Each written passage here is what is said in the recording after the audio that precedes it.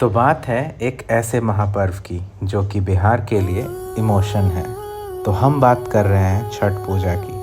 छठ एक पर्व नहीं, घर का एहसास है, माँ का त्याग है और बचपन की यादें हैं, जिसमें हम सूर्य देवता और छठी मैया की पूजा करते हैं। यह पूजा 4 दिन तक चलती है और हर दिन का एक अपना महत्व होता है। तो नहाई खाई से ही शुरू होती हैं हमारे छठ पूजा की तैयारियां, जिसमें महिलाएं गंगा जी के पानी से ही गेहूं को सुखाती हैं। ऐसी मान्यता है कि छठ पे जो ठेकुआ बनता है वो इसी गेहूं से ही बनाया जाता है, ताकि सब कुछ जो भी हमें मिष्ठान बने छठ के लिए वो काफ़ी शुद्ध हो। और ये गेहूं भी उसी दिन धोया और पिसवाया जाता है जिस दिन हमें वो ठेकुआ बनाना होता है। और इसी दिन से शुरू होती हैं आगे की भी तैयारियां, जैसे कि मिट्टी के चूल्हे लाना और लकड़ियां लाना, क्योंकि छठ के दौरान सभी खाने इसी पे बनाए जाते हैं। और नहाए खाए के दिन ही बनता है लौकी की सब्जी, चावल और दाल। आमतौर पर पर्व करने वाले लोग इसी खाने को ग्रहण करते हैं।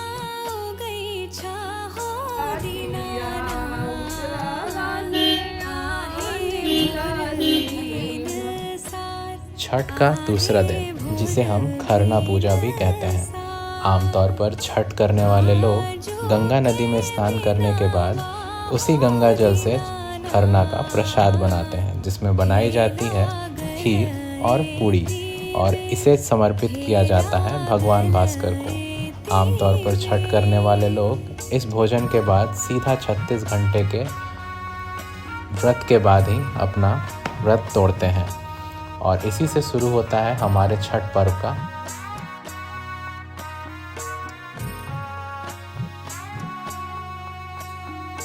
बाट में भेटिया गेल गे अबला,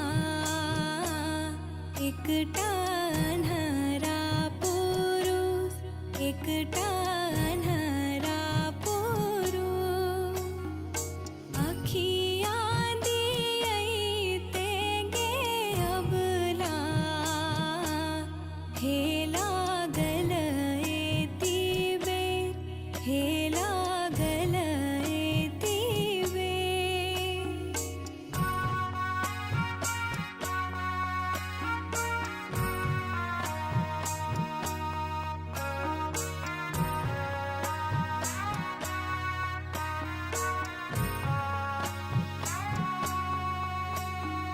बाट में भेटिया गेल गे अबला,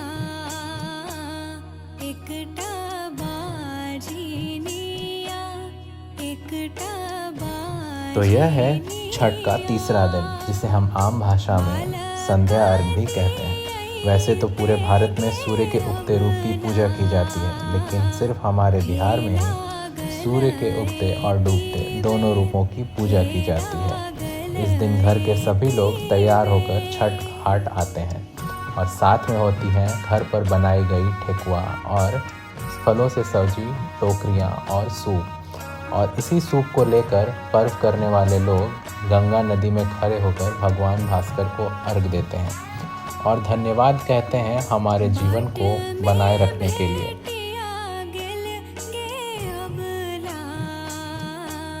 एकटा कोढ़िया पुरुष, एकटा कोढ़िया पुरुष, आयावा दियैते गे अबला,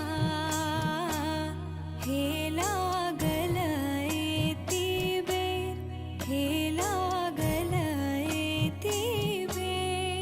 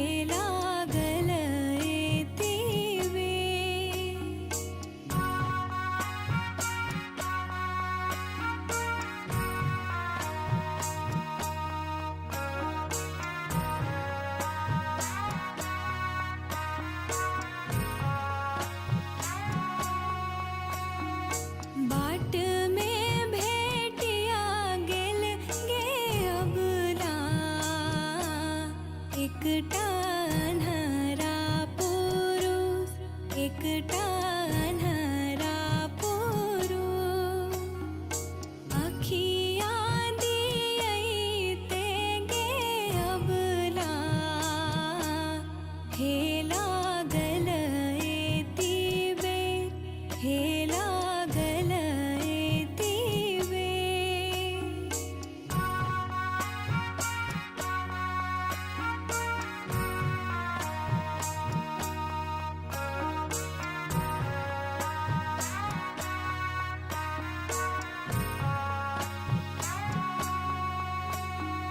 बाट में भेटिया गेल गे अबला, एकटा बाझिनिया, एकटा बाझिनिया. बालक दियैते गे अबला, हे लागल एती बेर, हे लागल एती बेर.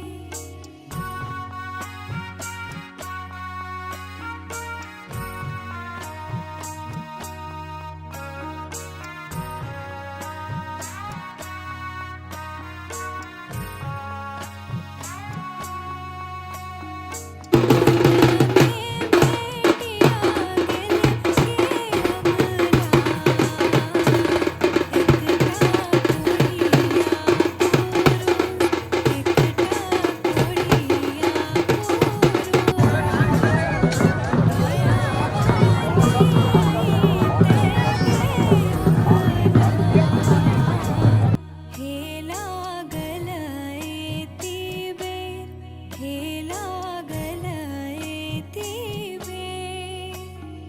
सोना साठ कोनिया हो दीनानाथ, हे घुमै छ संसार, हे घुमै छ संसार.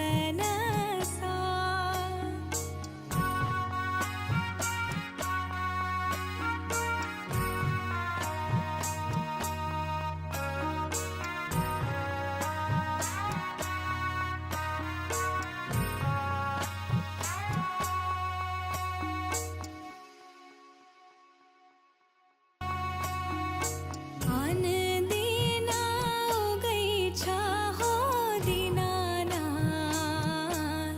आहे भोर भिन सार, आहे भोर भिन सार. आजो के दिनवा हो दीनानाथ, हे लागल एती बेर, हे लागल एती बेर.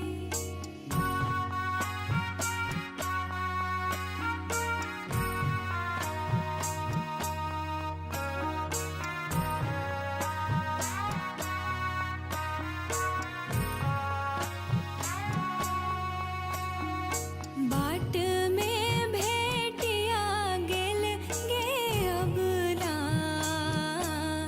एकटा अन्हरा पुरुष, एकटा अन्हरा पुरुष. अखिया दियैते गे अबला, हे लागल एती बेर, हे लागल एती बेर.